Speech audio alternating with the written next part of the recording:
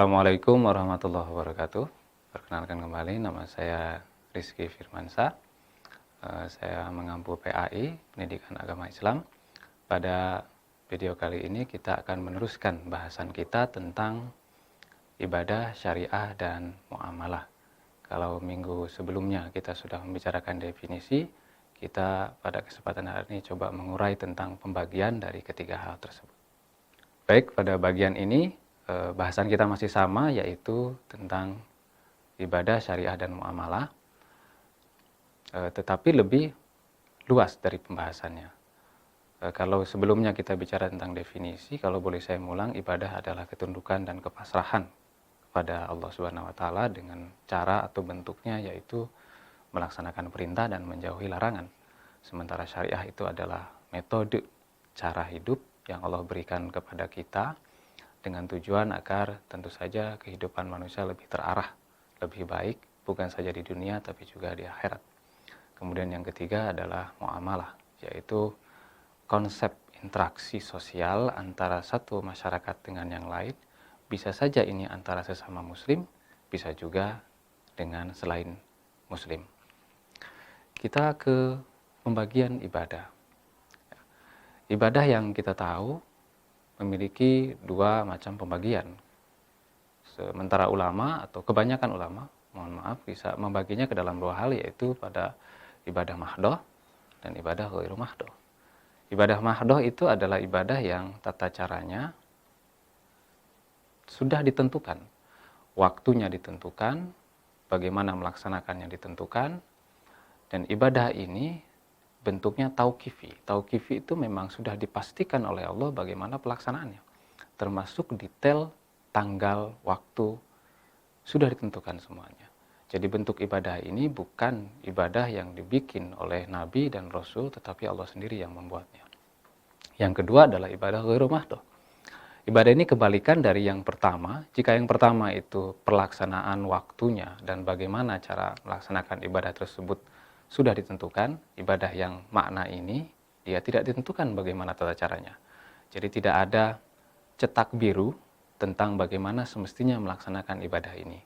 Namun selama ibadah itu memiliki konsep atau nilai kebaikan, atau dalam bahasa Al-Quran disebutnya amilus solihat, maka dia juga disebut ibadah. Namun dia tidak termasuk ke dalam ibadah mahdoh, tetapi ibadah ghairu mahdoh. Lantas apa saja cakupan dari ibadah mahdoh dan ghairu mahdoh itu? Pertama kita membahas cakupan dari ibadah mahdoh, dan kira-kira kita sudah sama-sama tahu tentang ibadah yang sering kita laksanakan yang dalam cakupan ibadah mahdoh, atau ibadah yang tata cara pelaksanaannya sudah ditentukan. Pertama adalah sholat. Sholat jika kita bahas lebih jauh, arti sederhananya adalah doa. Secara epistemologi, salat adalah perbuatan yang dimulai dengan takbir dan diakhiri dengan salam. Salat pertama kali yang diwajibkan kepada umat Islam yaitu salat malam. Karena ketika itu Nabi Muhammad belum mendapat perintah untuk melaksanakan salat 5 waktu. Salat 5 waktu itu ada ketika Nabi Muhammad pulang dari Isra Mi'raj. Awalnya salat itu diperintahkan sebanyak 50 rakaat. Tetapi kemudian peristiwa terjadi ketika Isra Mi'raj, diminta untuk dipotong, dikorting, didiskon begitu, akhirnya turun sampai hanya 5 rakaat saja. Dan sholat ini adalah pembeda antara umat muslim dengan selainnya. Jika Anda hari ini tidak sholat, nah tentu kita tidak ada bedanya dengan yang non-muslim. Karena batas perbedaan antara kita dengan selain kita adalah dalam wilayah sholat. Maka jangan tinggalkanlah bagian yang ini, dan sholat termasuk adalah ibadah mahdoh. Anda tidak bisa melaksanakan sholat subuh di waktu zuhur, karena tidak ditentukan demikian waktunya. Sholat subuh waktunya adalah ketika matahari terbit, kemudian sholat zuhur adalah ketika matahari berada di tengah kepala. Itu adalah waktu yang Allah sendiri menentukan. Misalkan di dalam suratnya Allah menyebutkan aqimis sholat, dirikanlah sholat. Itu adalah perintah mendirikan, itu adalah syariat, metode yang Allah berikan kepada kita. Hanya memang di ayat tersebut tidak dijelaskan bagaimana cara melaksanakan sholat. Cara pelaksanaan sholat bisa kita ketemukan di banyak hadis Nabi Muhammad. Salah satunya adalah yang berbunyi, "Shollu kama ra'aitumuni usolli." Salatlah sebagaimana aku salat. Maka tata cara salat bisa kita lihat dari praktek Nabi ketika melaksanakan itu. Yang kedua adalah yang termasuk ke dalam ibadah mahdhah, yaitu puasa Ramadan. Puasa di bulan Ramadan selama sebulan penuh, 29 hari atau 30 hari. Puasa yang diwajibkan sebelumnya kepada umat muslim yaitu puasa pada tanggal 10 Asyura. Puasa ini oleh sementara ulama itu dikatakan sama dengan 10 pada bulan Tisri pada umat Yahudi. Tetapi kemudian Allah menggantinya dengan puasa sebulan penuh di bulan Ramadan, sementara puasa Asyura itu menjadi puasa sunnah. Puasa Ramadan pun adalah waktu yang sudah ditetapkan. Tidak bisa puasa ini kita pindahkan pada bulan Syawal, pada bulan Zulhijjah, atau pada bulan yang lainnya. Karena memang ketentuan syariat menyatakan puasa wajib itu di bulan Ramadan. Cara menentukan puasa ini, sebagaimana kita tahu, yaitu dengan menggunakan dua metode, yaitu metode ru'yah dan juga metode hisab. Dua-duanya benar, Anda mau milih yang mana juga boleh. Anda mau menggunakan metode hisab silakan, ru'yah juga silakan. Pakai saja di mana masyarakat Anda menggunakannya. Jika kebanyakan masyarakat kita menggunakan hisab, ya ikutlah dengan itu. Jika memang kebanyakan mereka menggunakan ru'yah, juga ikut dengan itu. Itu tidak menjadi masalah untuk keduanya karena Nabi pun menggunakan keduanya. 9 kali Nabi Muhammad selama hidupnya menjalankan puasa Ramadan, 8 kali dia pakai metode ru'yah, sekali menggunakan metode hisab. Karena ketika itu memang langit tidak bisa dilihat. Yang ketiga adalah zakat. Ada 3 konsep memberi di dalam agama kita. Pertama infak, kedua sedekah, dan yang ketiga zakat. Infak dan sedekah berbeda dengan zakat. Infak adalah pemberian, entah itu pemberiannya baik atau buruk disebut dengan infak. Bisa juga infak adalah memberi sesuatu tetapi dengan kadar tertentu. Yang kedua adalah sedekah. Sedekah artinya benar, artinya sesuatu yang disedekahkan oleh orang yang bersedekah itu memang benar dari dia, bukan dari orang lain. Dan sedekah tidak harus berupa materi, dia bisa bentuknya imateri. Senyum Anda kepada teman Anda itu juga adalah sedekah. Senyum saya kepada Anda atau sebaliknya, jika itu dilakukan dengan tulus, itu pun dianggap sebagai sedekah. Sementara zakat ini berbeda. Zakat termasuk ke dalam ibadah mahdhah.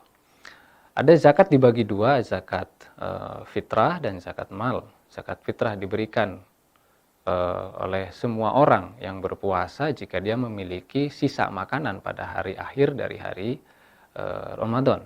Dia memberikan zakat fitrahnya. Jika tidak ada juga tidak apa-apa. Zakat mal diberikan hanya untuk orang yang memiliki penghasilan tertentu. Ada 3 syarat untuk memberikan zakat mal. Zakat mal itu adalah zakat harta. Pertama, dia milik sendiri. Kedua, dia simpan harta itu sampai setahun. Ketiga, ukurannya sama dengan 85 gram. Jadi kalau harta Anda harganya itu sama dengan 85 gram emas dan Anda simpan selama setahun, maka Anda harus mengeluarkan zakatnya. Contohnya, hari ini kita memiliki emas 85 gram pada tanggal 23 Agustus 2019, kemudian kita simpan sampai 23 Agustus 2020. Maka tanggal 24 Agustus 2020 Anda harus mengeluarkan zakatnya. Berapa zakat yang harus dikeluarkan? Yaitu 2,5% dari emas tadi tersebut. Nah, tentu saja emasnya harus kita konversikan dulu ke rupiah. Kalau misalkan rupiah per gram emas itu 500.000, bisa kita kalikan dengan 85 dan insya Allah ketemu sekitar 42.500.000. Jadi 85 gram emas itu adalah kira-kira kalau dikonversikan ke rupiah 42.500.000 dan dikeluarkan 2,5%-nya dari situ. Zakat adalah ibadah mahdhah. Karena tidak semua orang harus memberikan itu.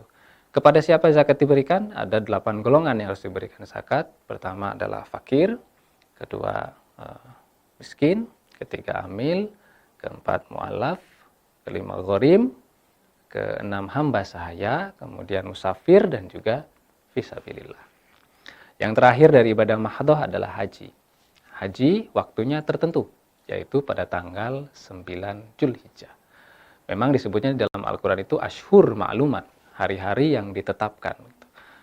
Kenapa begitu? Padahal cuma hanya satu atau 1-3 hari melaksanakan haji itu sudah selesai, karena kita perlu belajar.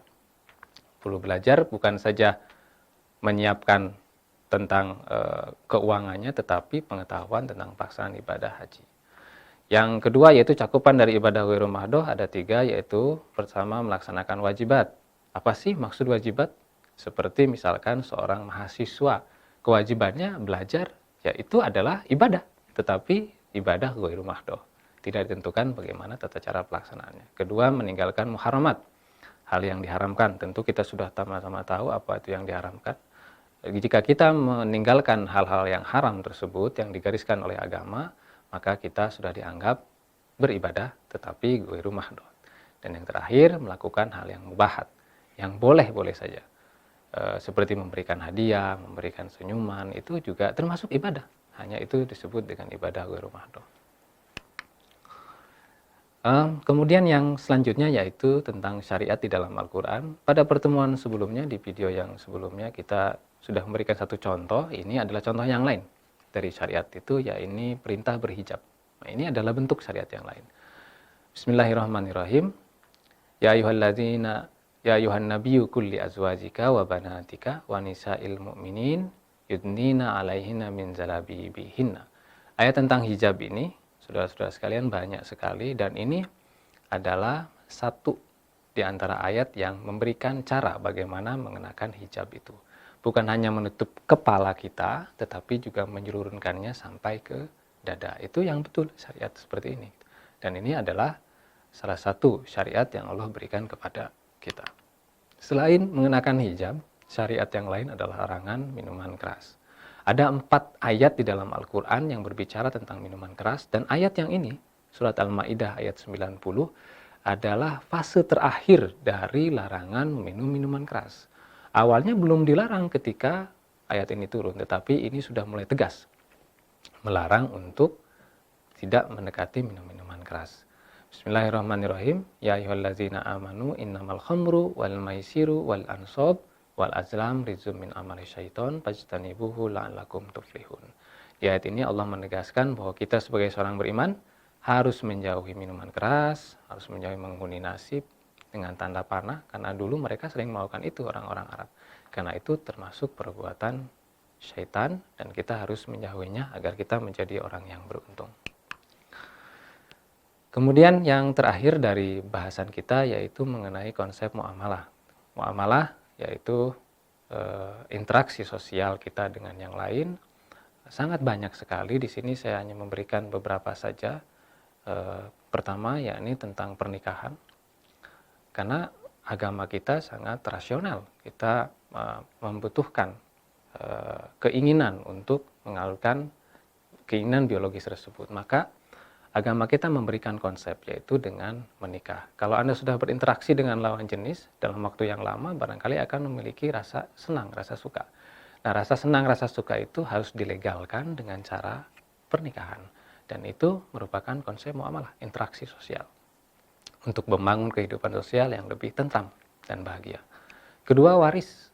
Ketika ada dari saudara kita, ibu, bapak wafat, kemudian meninggalkan banyak harta, maka harta itu dalam konsep muamalah, yakni tentang bagaimana seharusnya dibagi kepada anggota keluarga. Salah satu cara membaginya adalah dengan menggunakan hukum waris. Tetapi ini pun tidak wajib. Jika kita ingin membaginya dengan bagi rata, silahkan. Tetapi waris itu bukan bagi rata. Waris adalah membagi dengan adil. Kalau Anda punya uang begitu banyak yang ditinggalkan miliaran rupiah, mau menggunakan waris silahkan. Tapi mau memilih yang lain dibagi rata antar keluarga juga tidak mengapa. Yang ketiga dalam konsep muamalah adalah jual beli. Jual beli banyak bentuknya di dalam agama kita. Ada yang disebut dengan murabahah, ada yang disebut mudharabah, ada yang disebut wakalah, ada yang disebut wadiah, dan semuanya. Dan sebetulnya konsep muamalah di dalam fikih itu lebih banyak kepada konsep jual beli itu. Kalau yang lain itu ada pembahasannya sendiri, tetapi muamalah lebih kepada jual beli. Yang terakhir adalah hutang pihutang. Nah, ini interaksi sosial antara kita. Mungkin kita sering dengan teman pinjam uang, berhutang. Nah, agama kita, syariat kita dalam bermuamalah memberikan konsepnya. Kalau Anda berhutang, kalau Anda memberikan hutang, maka tulislah sekecil apapun hutang tersebut. Kenapa demikian? Karena seperti di awal video saya bilang bahwa kita tidak diharapkan untuk saling ribut, saling cekcok.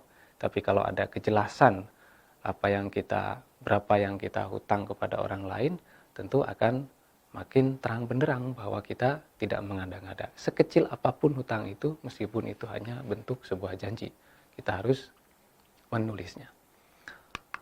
Jadi kalau bisa disimpulkan dari ketiga bahasan di video pertama dan kedua ini, yang pertama adalah syariat itu bisa berbentuk banyak hal, dan hal yang digariskan oleh Allah dalam metode syariat itu harus diibadahi. Dan ibadah bentuknya ada dua, yaitu ibadah mahdo dan juga ibadah ghairu mahdo. Ibadah mahdo termasuk pada sholat, zakat, puasa, haji. Ibadah ghairu mahdo salah satunya adalah muamalah itu. Dengan ini mudah-mudahan kita bisa lebih memahami agama kita lebih mendalam, lebih jauh lagi, terutama dalam konsep yang pertama yaitu syariat. Kita bisa mencari dulu tentang apa bagian syariat itu, bagaimana konsepnya, kemudian setelah itu kita meyakininya dan beribadah dengannya secara sempurna. Saya kira ini yang bisa kita sampaikan dalam pembahasan tentang ibadah syariah dan muamalah. Mudah-mudahan ini banyak membuka cakrawala kita dalam memahami agama kita, dan semoga yang kita bicarakan ini bermanfaat. Terima kasih, mohon maaf atas segala kekurangan. Assalamualaikum warahmatullahi wabarakatuh.